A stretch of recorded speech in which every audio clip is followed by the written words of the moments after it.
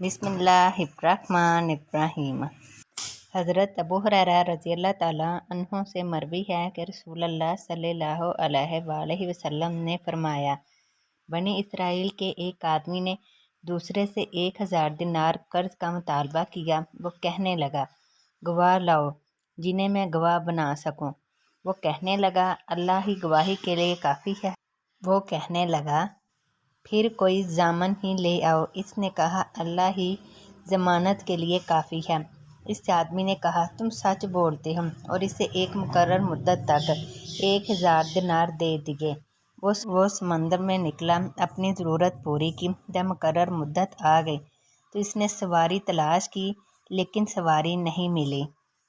इसने एक लकड़ी ली, इसे खुरच कर इसमें सुराख किया और 1000 दिनार इसमें रख दिए और इसके मालिक की तरफ एक हाथ रख दिया। फिर इस खाली जगह को भर दिया और इसे समंदर पर ले आया। कहने लगा, ए अल्लाह, तुझे मालूम है कि मैंने फ़लाँ से 1000 दिनार कर्ज लिया था। इसने मुझसे गवाहों और ज़ामन का मुतालबा किया था, तो मैंने कहा था कि अल्लाह ही ज़मानत के लिए काफ़ी है। वो तेरी ज़मानत पर राज़ी हो गया। मैंने सवारी तलाश करने की बहुत कोशिश की ताकि इसका हक़ इसे अदा कर दूँ, लेकिन मुझे सवारी नहीं मिली। मैं इसे तेरी अमान में देता हूँ।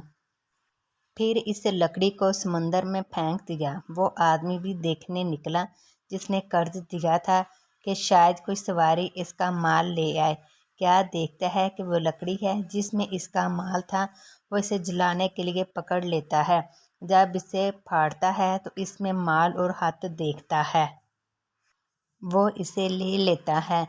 जब वो आदमी आता है तो इससे कहता है, मुझे कोई सवारी नहीं मिली थी। इस कर्जदार ने कहा, अल्लाह ताला ने तुम्हारी तरफ से वो माल अदा कर दिया है जो तुमने लकड़ी में भेजा था।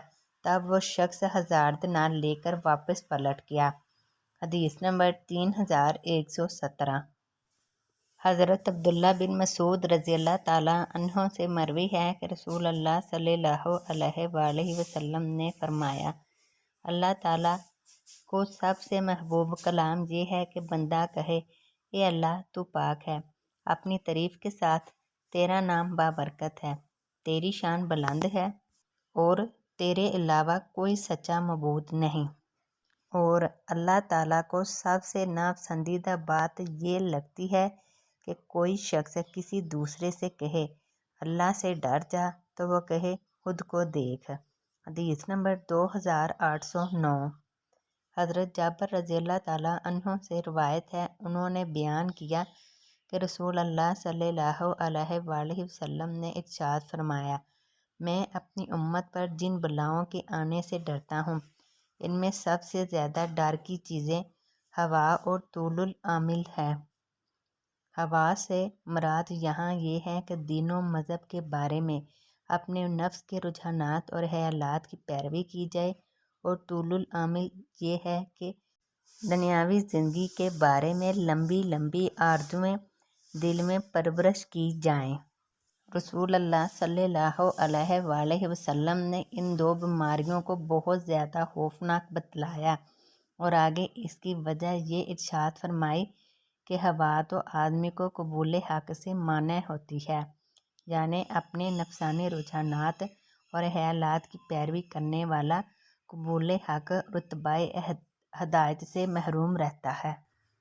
और तूलुल आमिल यानी लंबी लंबी आरज़ुओं में दिल फंस जाना आखिरत को बुला देता है और इसकी फ़िक्र और इसके लिए तैयारी से गाफिल कर देता है। इसके बाद आपने इरशाद फरमाया कि यह दुनिया दम बदम चली जा रही है, गुज़र रही है, कहीं इसका ठहराव और मुकाम नहीं, और आखिरत उधर से चल पड़ी है, चली आ रही है, और इन दोनों के बच्चे हैं। यानी इंसानों में कुछ वो हैं जो दुनिया से ऐसी वाबस्तगी रखते हैं जैसी वाबस्तगी बच्चों को अपनी माँ से होती है, और कुछ वो हैं जिनकी ऐसी ही वाबस्तगी और रग़बत बजाय दुनिया के आखिरत से है।